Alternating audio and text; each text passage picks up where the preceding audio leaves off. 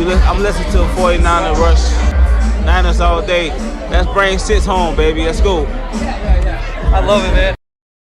It's time for the 49ers Rush podcast.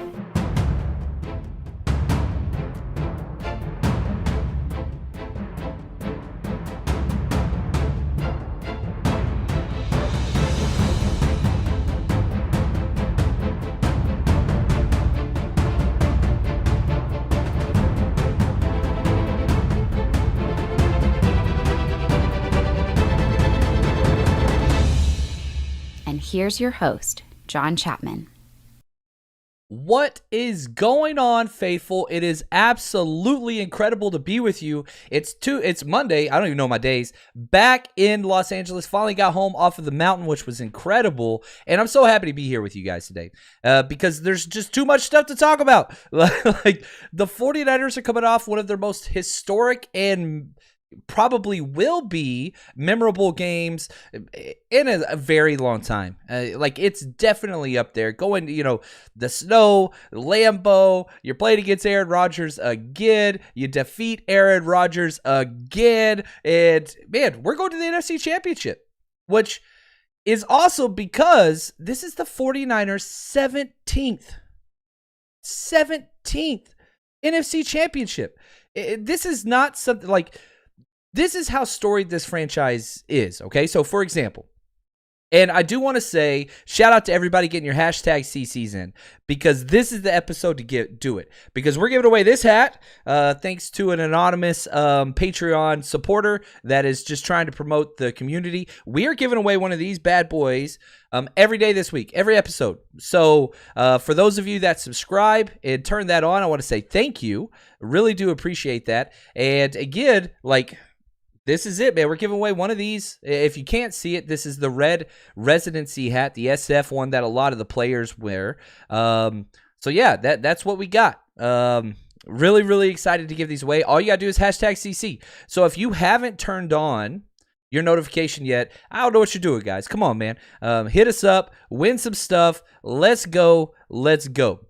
Now, so this is our 17th NFC Championship game, which we were in the lead with 16. Now we're up by even one more. Dallas, I believe, is second. But, there was some crazy stat that I found. I don't remember the numbers it was exactly, but it was something. Oh, here it is. I just found it. There we go. If you add up all of the Lions, Cardinals, Seahawks, Saints, Bucks, and Panthers combined, they still don't have as many NFC Championship appearances as the 49ers do themselves. This is where we belong. We are a championship program, franchise, and we're just continuing to bring that on. I'm seeing the LA takeover. And yeah, the Rams, it's funny, man. Imagine being a franchise that has to go out there and say, we're only going to sell to people close to us, because they're so scared of a takeover. You had Matt Stafford's wife, complaining about everything. Dude, you ain't stopping us. You ain't stopping us. And yes, I'm going to be Mr. Superfly at the Niners' second home game. This stadium, 100% I am. 100% I am. Really, really excited about that. And we're going to be doing a takeover. We're throwing a party Saturday night. We're going to be hanging out, setting up a tailgate and trying to meet with some local chapters to make sure we got you covered there. You guys know we got you covered. And, man, what's up, Corey? He says, we were in Lambeau, and shout out to the people that were there. I wanted to be there, but I couldn't buck on tradition with some friends. This was our 12th year to do a ski trip together. Really just great group of guys, and so I had to do that. But yeah, Daniel, I see you, man. Let's get to LA and take over SoFi. So you do whatever you got to do. Get to LA. Get to LA, and let's get this freaking show on the road. We're the best franchise. This is our home away from home. We've beat the freaking Rams over and over and over and over again. We get the opportunity to beat them 3 times in one season. Oh, man, that's incredible. What better way, right? As a franchise that has pushed all their chips in, multiple firsts for Stafford, trade a second and third for Von Miller. They're doing everything they can. It is championship or bust for them, and here we are, the 49ers. Let's put them down, man. Old Yeller style. Let's finish them and move on. So excited. So excited. Melissa, she said, did you see the stat that we're the first team since the Bills versus the Oilers in the 88 divisional game to have a block punt and block field goal in the same game? I did not see that. However, I remember exactly where I was that game. The Bills versus Orioles, the Oilers. Sorry, I'm from Texas. We speak funny. I remember where I was. I was over at my friend's Michael's house, and we were playing touch football or tackle football. We always play tackle football out in his front yard because the game got boring, and that was the massive comeback. And I remember us all running back in to catch the end of it. It was awesome. It was such a great game, and I think that's a testament. And man, if you could script anything, like, we bet a lot. We'll talk about that a little bit later in the show. If you could have bet anything, the 49ers special teams dominating and winning the game was not one of those. But it happened, and I love it. David, he says, just became a Patreon today. Thank you for all the great work that you put in. Much appreciated. #CC. Man, thank you, David. That's what we want to do. We want to educate the fan base. We want to build a community, and we want to make the game day experience better. And I think by seeing the scheme, the all 22, the coaches tape, and be able to learn kind of what the 49ers do and what the opponents do, it enhances your game day experience. That's what it's about. Making fans better fans, have better time, better educated, and building the community. We just finished an hour-and-a-half breakdown on every single defensive snap. So if you want to catch that, Patreon's the place to do that. Patreon.com. Just search up 49ers Rush Podcast, or in the details of this video or audio podcast, wherever you're listening. It's right there in the description of the video. You can just click on it there. Sean, thank you for the gift, man. He says, John, in 2019, you'd always say this team is special. So 2021, let me ask you, is this team special? Yeah, but different. Same, but different. That's my James Franco impersonation. Same, different, but still same. And the thing that makes 2021 such a weird team, and I said a little bit of this after the game, you find ways to win. You never win the same way. Whether it's defense, sometimes it's offense, and special teams now you could add to the list. This is the first game that special teams was positive really in any way, shape, or form, and boy, were they positive. A blocked field goal and a blocked punt for a touchdown nonetheless. 0 offensive touchdowns, and you won on the road. 0 offensive touchdowns, and you found a way to win on the road. That doesn't happen often. It's very, very rare, and it's special, but it's different. Like, I don't think we're a dominating team like we were in 2019, but we're a much more scrappy and just resilient team. You remember like how we kept losing those close games in 2019 and really the early of 2021 as well. That's not happening anymore. We are just finding a way by any means necessary. Like that would be my slogan for the 2021 49ers. By any means necessary. Don't care. Backups out there. Okay, so we did the Patreon breakdown of the defense, right? The last play of the game was Devonte Adams. Unanimous All-Pro, 50 out of 50 votes. Incredible season, unreal. Listen to the guys that the 49ers trusted to stop him. Number 27, Dante Johnson had a great game. Horrible first drive, great game. And Talanoa Hufanga, who got 2 defensive snaps. What the hell? We got a 5th-round rookie and a guy who would not be on any other's franchise or team roster whatsoever against the number 1 or one of the top wide receivers in the NFL, and we came out victorious. Perfect coverage, absolutely no pass interference, and that's who, by any means necessary. That's this team. And whenever, some teams find ways to lose, right? That's the Rams. Look at the Rams game against the Bucs, which was incredible. I was on the south. I was up 13,000 feet watching that game. It was great. It was absolutely incredible.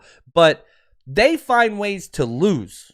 They always jump out to a really quick lead, 17-0 against us, 20-3 against the Bucs, and then they just piss it away. And they allow the teams to come back because they're undisciplined. They're all about splash plays, and it costs them in the end. Now, they got the win this time against the Bucs. They didn't against us. But, that's the thing. It's they're hanging on oh, no, we're losing our lead. 49ers are the opposite. It's the longer the game goes on, the better the 49ers get. And so it's just building and building and building. And so by any means necessary, man, that's what we are. That's what we are. Now, I do want to say we're going to be doing this hat giveaway here soon. So get your hashtag CCs in. I have not cut it off yet. Get your hashtag CCs in. We're going to be doing this every single episode this week. So we had an amazing anonymous Patreon supporter that just wants to build a community. So get your hashtag CC in. I'm going to be picking that person pretty soon. And if you haven't, turn your notification bell on, guys. The best way to support the podcast is at Patreon. But I want interaction. If you're one of those people that's just like, man, there's no way I can spend money on that, that's cool. That's fine. It's free to turn the notification bell on and do a hashtag CC every single time we get started. That's free. That's free. All right, let's talk some grades. And we got to start defense. Fred Warner has been really, really good this year. Now, he got 0 All-Pro votes after being the leader in All-Pro votes last year in 2020. But don't tell him that. The last month, he has played his best football. In this game, man, especially after going through the film all day today, Fred Warner's best game of his entire career was against the Packers this week. He came out with a 94.2 grade. And again, I'm not the biggest. I like Pro Football Focus because, again, the idea of measuring every single play is very appealing to me. I disagree with a lot of their grades and their grading system sometimes, but I do think that it's a great jumping off point. And whenever the eye test of the live broadcast, the grade that PFF gives, and then whenever you go through the coaching tape, when all those things are in agreement, then it's like, okay, this was incredible.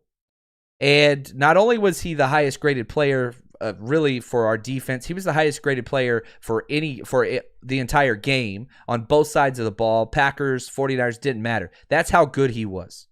Now, his stats and stuff don't really measure, but just how positive he was. Now, remember, the Packers came out and drove down our throats. Literally scored almost with ease that very first possession. It was 7-0. 49ers offense put up a goose egg. We had 3 points. We only had 3 points going all the way into like halfway through the fourth quarter. 49ers offense was trash. Just absolutely trash.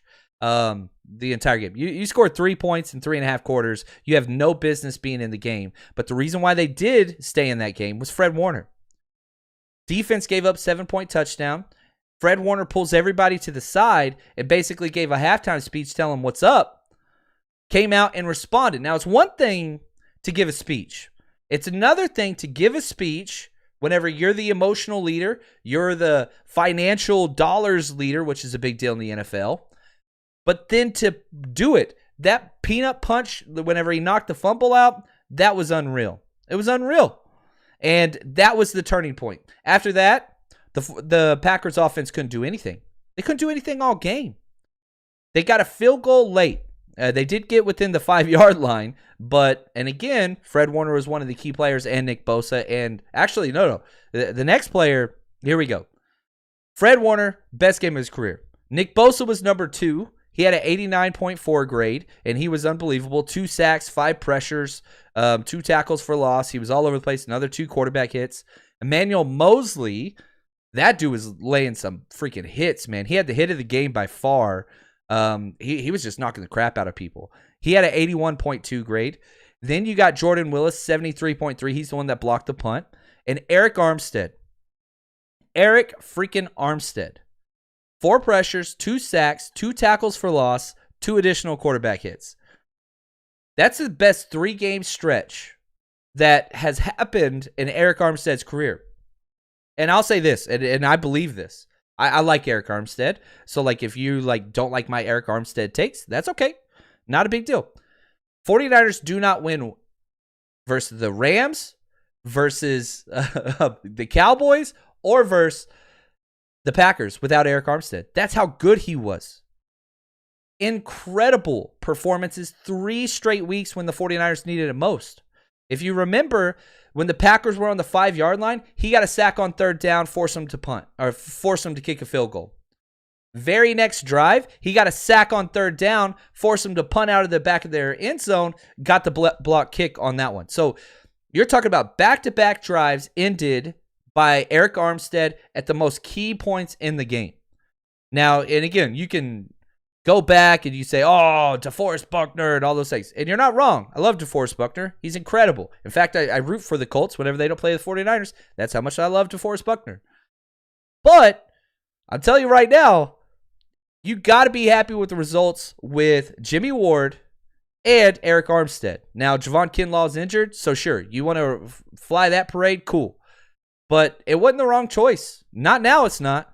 I don't care what you say. We're in the NFC Championship.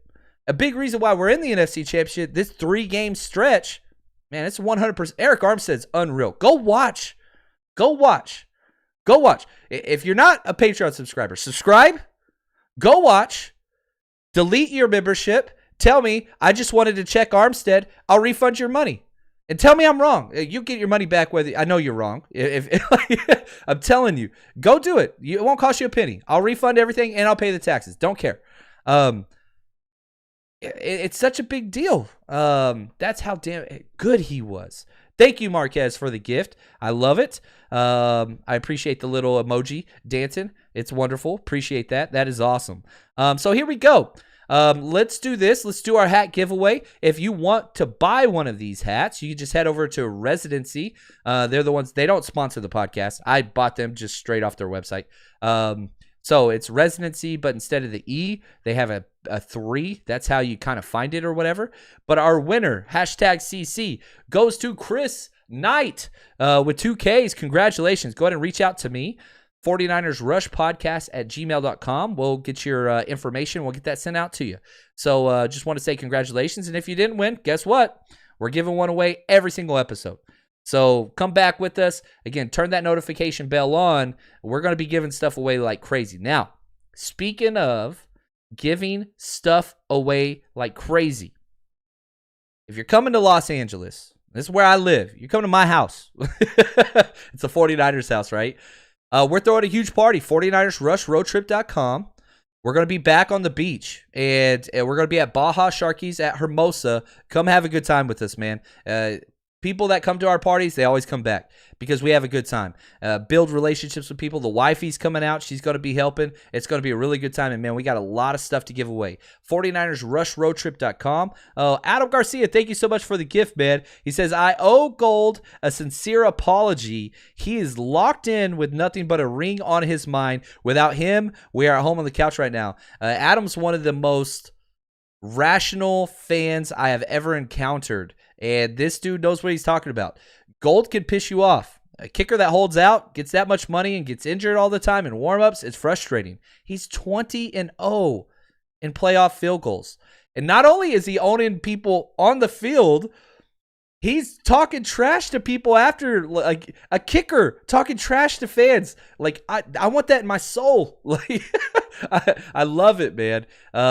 Yeah, Robbie Gold's been nothing short of amazing. Again, just a hat tip to special teams, which just continues to do wonderful things. Outside of the punter, Mitch is still playing terrible football, but we did back them up in the 21s. That was awesome. But yeah, I mean, special teams, it's been a mess, but we told you in the preview show, while the 49ers are one of the bottom 5 teams in the NFL in special teams, the dead last was the Green Bay Packers.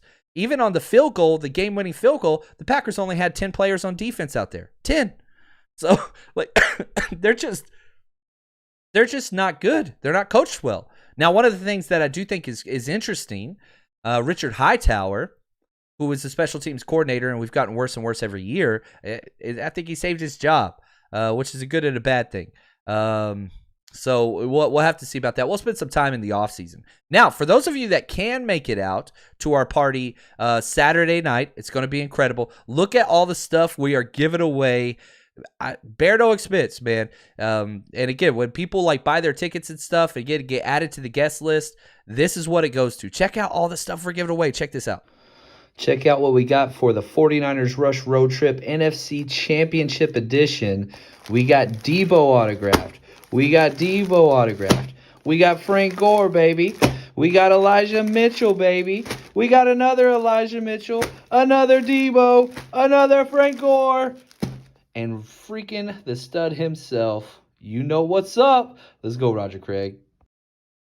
Like, the amount of, obviously you understand those things are very, very expensive. All autographed with authentic certification and stuff. And anybody, if we do a giveaway, like, this is a big deal to me.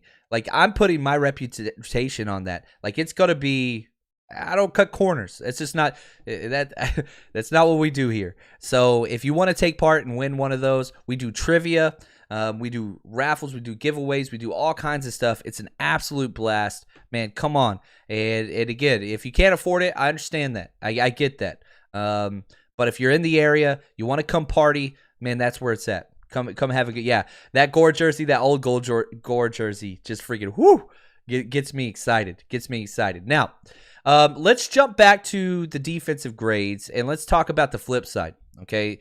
The not so good plays. We had 19 players play a defensive snap, and there were 56 total snaps. It wasn't a long game because there were a lot of 3 and outs, to be honest with you. Kevin Givens came in last with the lowest grade, 32.5. He got blown up a lot. Yeah, the Packers run a lot of duo. And what that is you basically do a double team of the 2 defensive tackles, and you try to get one of those double teams to work on to the linebacker. And it's difficult because you have to anchor. You kind of have to anchor down whatever. DJ Jones is by far the best at it. Next best is Eric Armstead, who's been great. The 49ers run defense has been the best in the NFL since Armstead moved inside. Givens struggled with that. Charles Omenihu only played 11 snaps. He had a 41.5 grade, had the big penalty on the defensive holding, had a couple missed tackles. Kentavious Street, he's down in the bottom 5 every single week, 43.5. Again, a duo team. You're not going to do well with Kentavious Street. He cannot anchor. Jimmy Ward gave up 2 giant plays, but the blocked field goal did help him out, but he had some lapses in coverage, which is crazy because Jimmy Ward has been so consistent. He just missed a wheel route, the running back wheel route behind him, and a couple of times whenever he was doing a bracket double coverage with Devonte Adams, just gave up inside leverage when he was the inside bracket. Missed that. Azeez, this is something that I thought was interesting. Azeez played 14 snaps. Drake Greenlaw played all 54 out of 56. There was no rotation this week. Now, I don't know how much of that is Azeez's elbow and Drake Greenlaw is finally healthy, but just based off of this one game, and Drake Greenlaw played well, it seems like Greenlaw's going to be the will guy. And again, it's not a bad thing. Maybe next week, Azeez will be the starting will backer, and Greenlaw will rotate in. I don't know. Maybe it's a meritocracy because the previous week they were rotating quarters who were out there. It's a great thing knowing we have 3 dependable linebackers that are healthy. Not a bad thing. I do want Azeez to get more snaps. I want him to get more than 14. But that's kind of where they are. Arden Key, 54.8. DJ Jones, 63.5. So that's kind of the top and the bottom side of those things. And Dante Johnson, let's talk about him. You know, I started calling him number 27 because he was just being put in so many bad positions. I hated saying all those negative things about a grown man, especially a grown man that's a good dude. Like, there's not negatives about who he is as a person. Nobody's ever said anything negative. He's a great teammate. He's going to be a coach on the staff whenever he does retire. He's going to work 100% with Kyle Shanahan. I'm pretty sure he's got some blackmail information on Kyle Shanahan. But he played great. He played really. First drive was awful. Gave up 3 first downs on that first drive alone. But then D'Amico helped him out. You got to help him out. You can't leave number 27 on Devonte Adams and not expect bad things to happen. And once they made those adjustments, I love D'Amico Ryans so freaking much. He's so damn good. If he doesn't get ahead, I would hire him. He would be my number 1 head coach. Like, that's who I would hire. The culture, the way that he can get players like number 27 to play slot, outside left corner, outside right corner, safety, like all in a span of 3 games during the playoffs. And you're playing against the Cowboys offense, the Rams offense, the Packers offense, and you win all those games with number 27 back there. That's all you need for a resume. He played well. He played really, really well. Not great, but very great for Dante Johnson, you know, starting outside corner, which I don't think is his best spot. Good news is Ambry Thomas should come back this week. You know, it's weird. The 49ers had a press conference, but Kyle Shanahan, you know how he is. He's a tinfoil hat kind of guy.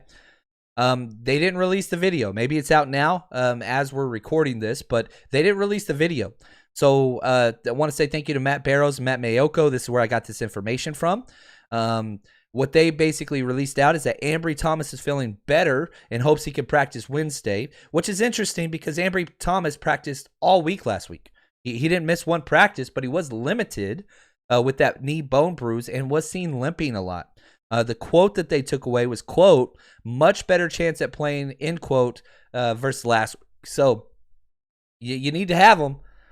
You need to have them. You don't have to have them, but you need to have them. You got to do that. You got to do that. So now other injury information that I think is really important. Trent Williams has an ankle sprain. Quote, not sure what his status is, end quote, says Kyle Shanahan. That's a big one. The fact that he was able to play, they taped it up a few times, limping around out there, but he was so good even when he was limping around. Debo took a helmet to the knee, and his knee is sore. Kyle said he expects him to play Wednesday. The fact that he played through it is very promising. Not only did he play through it, that 3rd and 7 running play, if you guys have listened to the podcast for a while, you know there's a few things that I just love. Run the ball on 3rd down. It's one of my favorite things in the world. It really, really is. And that 3rd and 7 run, I don't think I got any that and the punt block when Talanoa scored. Those were like the 2 biggest moments of the game. But that 3rd and 7 run for a first down, that guaranteed worst case was overtime, and that was way after Debo got hurt. I fully expect Debo to be okay. Trent Williams, that's just a guess. Anybody that says something, that's just a guess. Chris says Grant put the pressure on his page. Great job by Grant. He's working his tail end off. Respect the hustle that guy does. I know he's not a lot of people's favorites. Not my favorite either, but he works his tail end off, and that's there if you want to go check that out. That's there if you want to go check that out. I'll just leave it there. Now, a couple other things real quick. Real quick word from MyBookie, our sponsor. Gosh, I got an email this week. I'll leave the name out of it. You know, whenever we do our bets, I just do $5 or $10 bets. Like, I keep it small because that's enough for me. Like, it's exciting and adds a little bit extra juice, whatever else. I understand some of our listeners do a lot more and they have much deeper pockets than, you know, Chapman Teacher Podcaster has. But I got an email saying, just wanted to say thanks, and they shared a nice donation. You made me over $5,000 in our bets this year. And man, how cool is that? That is awesome. We went 4 for 4 again this week. But here we go, MyBookie. Even though fantasy football season's over, it doesn't mean that there's not excitement whenever you keep everything alive with MyBookie's double deposit bonus. Having your initial deposit matched all the way up to $1,000 is like playing every game with home field advantage. So all you have to do is head to mybookie.ag and use promo code 49ERS, or you can use the QR code on the screen. Get the funds credited to your account instantly so you can start placing your bets with MyBookie. Now, with the NFL postseason in full swing, there's no shortage of games to choose from with MyBookie. And here's what I'll tell you, man. MyBookie is home to the exclusive contests that can be used to maximize your winnings and make 2022 your best year yet. We crushed 2021, so be with us as we continue betting with MyBookie for 2022. Don't miss out. Double your first deposit up to $1,000 using promo code 49ERS. Place your bets and get ready for intensity playoff action. Bet anything, anytime, anywhere with MyBookie. Now, if you're wanting to bet this game, the spread came out. 49ers, guess what? Stop me if you've heard this before. We're underdogs. 3.5-point underdogs, despite playing at home. That's right, I said that. I love that bet. I've already put in on it. We'll see what happens to the spread. But, yeah, I already put in on that. I put 10 down on that to win 8. I don't understand why. The 49ers play close games. And so, even if you don't think the 49ers are going to win, like Mark, I see you around there, Mark. By the way, I want to let you know, games the 49ers Rush Road Trip has showed up in, we're 6-0 this year. That's right, baby. We're 6-0. That's about to go 7-0. I'm not missing a game. We go to the Super Bowl, we're going. Like, we got this. We got this. And, like, I don't know, man. Like, I don't understand why the people in the desert just don't respect the 49ers. That's okay. Like, I don't expect us to be favorites. I don't, especially with all the injuries. But The good news about playing on such a short week against Green Bay, we get an extra day of rest. They played Sunday, we played Saturday. So we get an extra day. That's huge. And it's not like it's a far road trip. Going from, San Francisco to LA, that's nothing. That's nothing. Literally nothing. It's like a 30-minute flight. So the 49ers get a little bit of a break there. They need some of those injuries to heal up and get better. Those are things that need to happen. Pretty excited about that. Yeah, been the underdogs. That's who we are. You got to keep being that. There is something to be said about the disrespect, whether that's Jimmy talk or whether it's the 49ers talk, or here's the thing that pisses me off the most, okay? The 49ers beat the Packers. You turn on NFL Network, ESPN, SiriusXM, whatever national podcast you listen to, what are they talking about? Ain't nobody saying anything about the 49ers. What are they talking about? Aaron Rodgers, oh my gosh, is he done? Oh, is this his legacy? Blah, blah. Man, screw that. We beat that man's legacy. Not once, not twice, not 3 times, 4 times in the playoffs. He's 0-4 against us in the playoffs. Take that, chump. And now everybody wants to talk about him. Cool, keep talking about them. 49ers in the back just beating all these favorites. Oh, the Dallas Cowboys, greatest offense and defense and all that. Yeah, sit your ass down. Right? Rams, oh, they're so great. Oh, they're so favorited. Blah, blah, blah. Great. Awesome. 17-0. Congratulations. Congratulations. Your home stadium has to block sales because our fan base is better than yours. Awesome. Now the Packers. You still want to talk the Packers? They're not playing. They're done. D-U-N. Done. I know that's not how you spell it. But... come on, man. And imagine being the 49ers. Imagine your Debo. Imagine your Jimmy. Imagine your Kittle. Any of those guys. Bosa, Warner. Nobody's talking about Fred Warner's game. That was one of the best linebacking clinics put on tape on national media. The whole world's watching it. Nobody's talking about it. Why? Why? Because narratives and headlines are dictated by the stars. And I get that. Aaron Rodgers is a great quarterback. Not against us, but against most other teams. Awesome. The 49ers are so damn chippy. They've been disrespected. They were 2-4, 3-5, right? They were written off.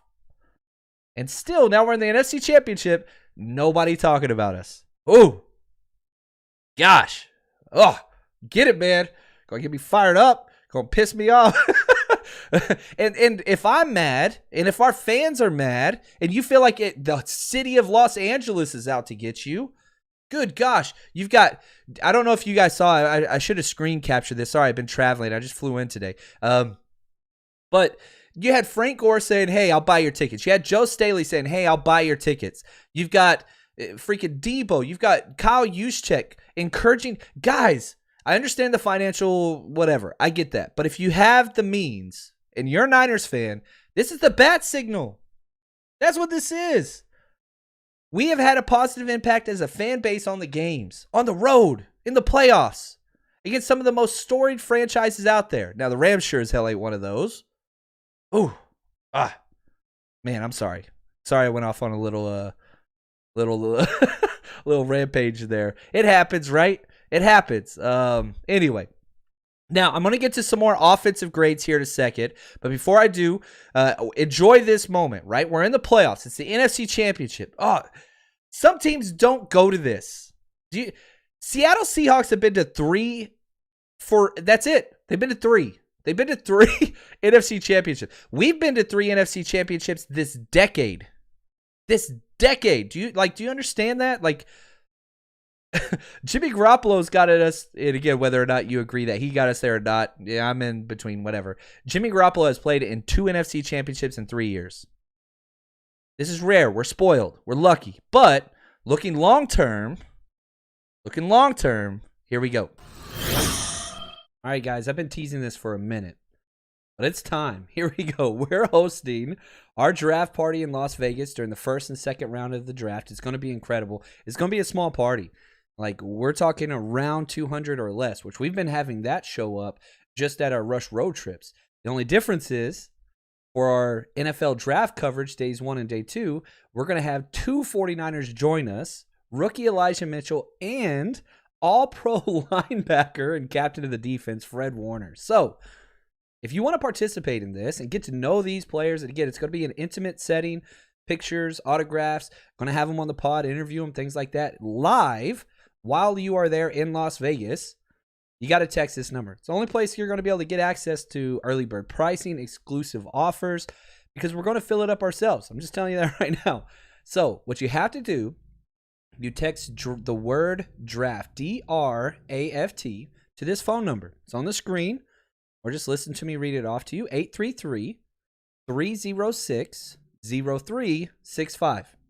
Again, text the word draft, D-R-A-F-T, to 833-306-0365. You want to hang out with Fred Warner, Elijah Mitchell? You want to rub that into the face of your fantasy team, your fantasy league members, and all that stuff? You want to talk 49ers? You want to be able to build those memories for the family? This is the place to do it.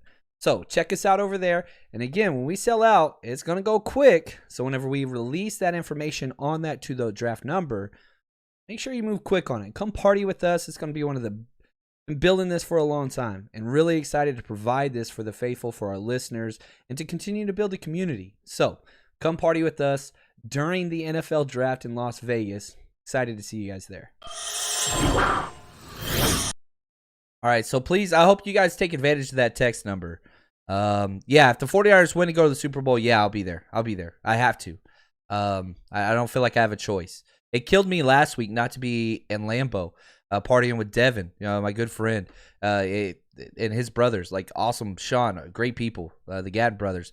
It hurt not being there, but I'm kind of a weird person. I'm the type of guy that, like, if somebody's like, hey man, you want to go, and they'll say something crazy. Let's go to freaking Thailand this summer and just be crazy, live on the beach. I'll be like, all right, cool, let's do it. Like, that's just my personality. But once I say I do something, I'm going to do it. I don't back out. My least favorite trait in human beings in general is flakiness. People that say they're going to do something and back out. And as a coach and as a parent and things like that drives me nuts. I can't handle it. So I couldn't back out on, my brothers. I couldn't do that. But I don't have anything set up next week. I'm not missing it. I'm not missing it. I will be there this week. And if they make it to the Super Bowl, yeah, I've already reached out to a couple players. I can't talk about this. A couple former Niners players about the possibility of coming out and doing some autographs if we have a Super Bowl and throwing a Super Bowl party. So yeah, that's in the works. We just got a Niners take care of business. We'll be good to go, man. We'll be good to go. Now let's talk about the offense, because I got a lot of emails and messages, and they're rightfully so. Like, what's going on with Kittle? Well, again, we're doing the offensive film tomorrow or Wednesday. I've got a pretty busy week at school. I'm still a teacher. I got to take care of those kiddos too. But anyway, Kittle struggled in the receiving game. That drop, oh man, that might have been a touchdown. But he still finished as the number one overall player with an 88.5 grade. He was incredible. Now, the targets aren't there, and the statistics aren't there, but he was, and he was open. Again, when we do the film tomorrow, you'll see that. Deebo Samuel finished number 2 with the 82.2 grade, and then Trent Williams with the 80.4. Then there's a drop. You got 3 studs that performed well. Kittle, Deebo, Trent Williams. All of them were seen limping at one point or another. I mean, they're all warriors. You could argue best at their position. Deebo definitely deserves MVP consideration. I mean, he's that damn good. Will he get it? No, he won't, because he's not a quarterback, but he deserves it. Now, the grades dropped from Trent Williams, who was number 3, 80.4 all the way down to 65.9. That was Laken Tomlinson. Gave up his first sack all year. Got ran over. It was a bad-looking sack, too. And I'll say this, and again, tomorrow what I'm going to spend my time on whenever I'm going through that film, did the offensive line play well? No, they did not. Tom Compton looked as bad as he's ever looked. Laken Tomlinson gave up that one big sack. Daniel Brunskill was really, really bad. But the pocket awareness was trash, too. Like, if a guy falls down in front of you and there's a clean pocket outside of the guy that's laying on his belly and you still get sacked, some of the responsibility, not all of it, falls on the quarterback. Jimmy Garoppolo had a 62.8 grade. That's not good. Obviously, like, you look at any metric possible, whether it's passer rating, he had a 57.1. what QBR, which is 0 to 100, he had an 11. Like, did he? Now, you want to throw in the drops? Okay, cool. Yeah, he came out and had 3 good passes that were dropped in the first quarter. That's true. But those drives weren't necessarily stopped because of the drops. They were stopped because of pocket presence, lack of offensive line. The catches 100% would have helped. And they were 3 of his best throws. Again, we'll be going through that in the film tomorrow.